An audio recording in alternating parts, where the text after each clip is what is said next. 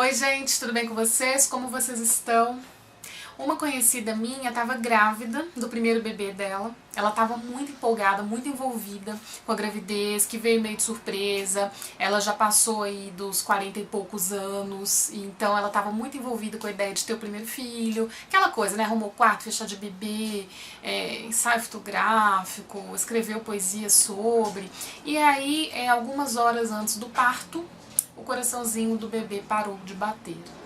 E aí essa mãe precisou lidar com esse luto, né? Precisou, assim, vivenciar esse luto muito sentido, né? Muito profundo, uma situação muito delicada. E aí ela tá passando por essa situação ainda, né? Faz pouco tempo que isso aconteceu. E ela recebeu um monte de mensagens. E aí, semana passada, ela postou comentando algumas das mensagens e falando que ela tinha ficado muito chocada com algumas mensagens que ela recebeu. E foi uma dessas mensagens que ela recebeu que me inspirou a gravar esse vídeo. Era uma mensagem de luto, né, meus sentimentos, lamento muito o que aconteceu, né, que pena e tal. Mensagem comum. Só que aí, uma semana depois, aí que veio a mensagem que inspirou esse vídeo. Essa pessoa que tinha mandado essa primeira mensagem mandou uma mensagem super nervosa, assim. Mas eu te mandei uma mensagem desejando meus sentimentos e tal, e você nem respondeu, você é uma arrogante. Você é egoísta, você nem respondeu a minha mensagem tão delicada pra você. Enfim, a minha conhecida recebeu aí uma mensagem esculachando ela por não ter respondido a mensagem de meus pêsames, sinto muito, né? É uma mensagem delicada, assim, comum, uma mensagem de delicadeza que as pessoas costumam mandar nessas horas. Mas quanta delicadeza verdadeira continha essa mensagem, não é mesmo? Na semana seguinte, ela mandou uma mensagem toda raivosa, né? Hoje em dia a gente é muito convocado para esse lugar de excesso de eu, né? Tem muito individualismo e muita preocupação com as próprias demandas, né? Como se o mundo e os outros existissem para nos atender, né? Para nos atender. Então, assim, quando a gente vê esse tipo de mensagem, dá pra muito refletir, né, sobre um comportamento que é muito comum e que a gente mesmo, não é o outro, né, a gente mesmo muitas vezes incorre nessa insensibilidade, porque, de novo, porque a gente é muito levado hoje pra ficar nesse lugar de apagamento do mundo, apagamento do outro. Eu vejo essa questão assim, sabe, como um apagamento do mundo, apagamento do outro, um sintoma do apagamento do mundo. Não é simplesmente uma questão de dimensão do sofrimento, sabe? Quando acontece A, eu posso sofrer. Quando acontece B, já não posso sofrer, porque B é uma coisa pequena, entende? Então, um luto por uma criança merece sofrimento. Outra coisa é menor, merece que eu supere e pronto. Cada um sente os seus sentimentos de acordo aí com o seu mundo subjetivo, né? É muito único, é um processo muito único. A questão que eu coloco aqui, que eu trago aqui, não é essa. Se eu sou autorizado, se eu estou autorizado a sofrer por algumas coisas e a não sofrer por outras. Sofre-se, né? Sofre-se. A questão não é uma questão de grau, né? De tamanho, de autorizar, de legitimar sofrimentos. O sofrimento é sempre legítimo. A questão aqui não é de grau, a questão é, será que os nossos sofrimentos vêm todos do mesmo lugar?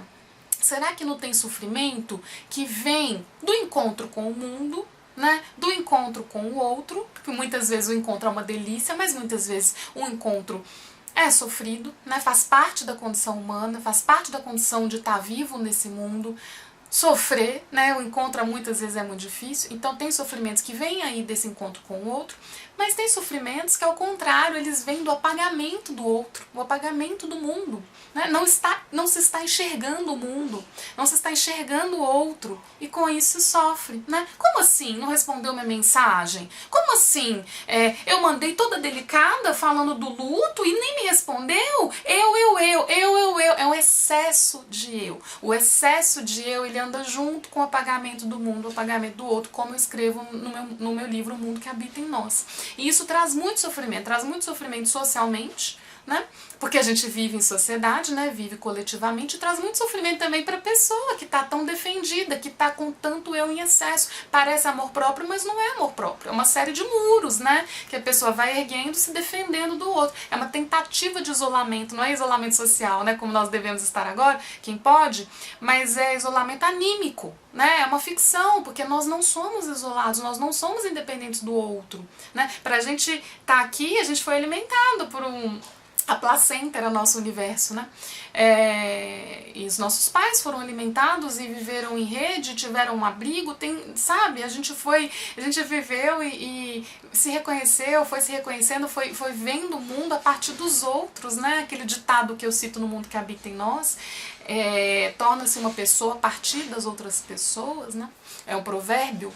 Então tem sofrimentos que fazem parte de estar no mundo, assim como tem alegrias, né, que fazem parte de estar no mundo, e tem sofrimentos que vêm do apagamento do mundo, e esse é um problema muito grande na nossa época, porque a gente é muito convocado para esse lugar de ficar muito autocentrado, ficar muito nessa tentativa de isolamento, ficar muito nas nossas espirais mentais, muito presos nas nossas espirais mentais, como eu escrevo no mundo que habita em nós, né?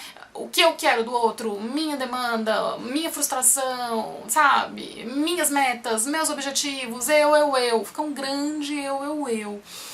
E o outro e o mundo vão se apagando. E, de novo, isso traz muito sofrimento para si e para o outro, para o coletivo, para as florestas, para o meio ambiente, para tudo, gente, porque nós não estamos isolados, né? Nós estamos integrados, né? A que ponto chega essa tentativa de isolamento do outro? A ponto de eu colocar a minha falta de recompensa pela mensagem que eu mandei como mais importante que a dor que o outro está experimentando.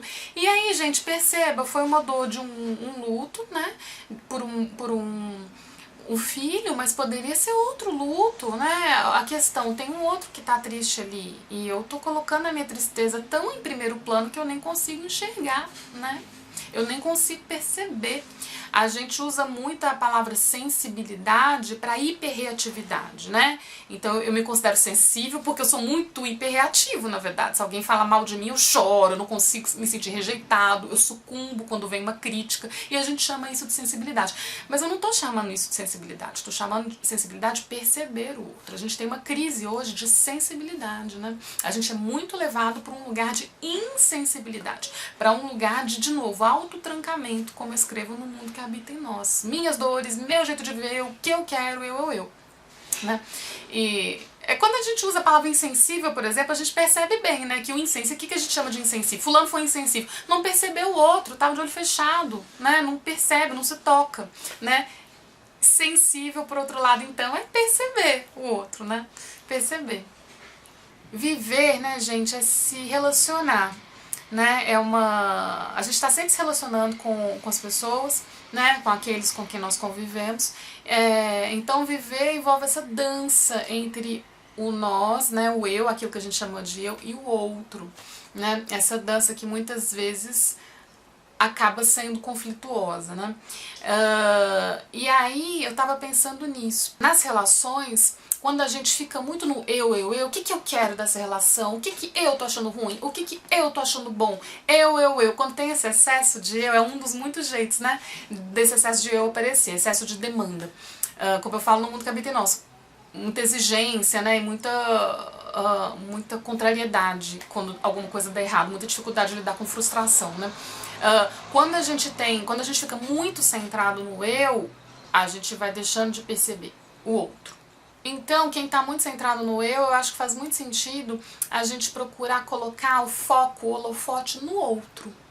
Perceber o outro, sair um pouco desse, o que eu quero, o que tá bom pra mim e tal, perceber o outro, tentar perceber o outro, tentar fazer esse gesto, o que o outro quer, o que o outro tá querendo, será que ele tá triste, será que ele tá bem, o que será que o levou a fazer isso, o que será que o levou a, sabe, tentar fazer esse gesto, obviamente sem descuidar de nós mesmos. Por isso que eu escrevi outro dia que amar é cuidar do outro sem descuidar de nós mesmos. Eu acho que muitas vezes falta esse lado, sabe, do cuidado com o outro. E às vezes também pode cair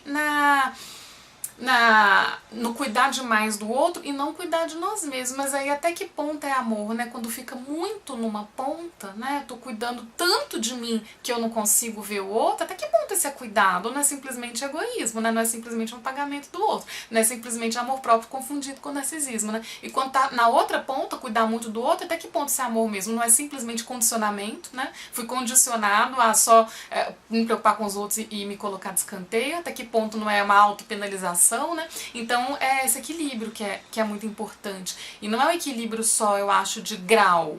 É um equilíbrio que envolve percepção e sensibilidade, né? Envolve nitidez, envolve camadas de luminosidade, digamos assim. Então, de novo, se relacionar, eu acho que a gente ganha muito nas relações quando a gente entende que se relacionar é cuidar do outro sem descuidar de mim mesmo, né? Então eu fico pensando que ajuda muito quando a gente entende as relações desse jeito, quando a gente compreende as relações desse jeito, as relações como esse lugar em que a gente cuida do outro sem descuidar de si mesmo, né?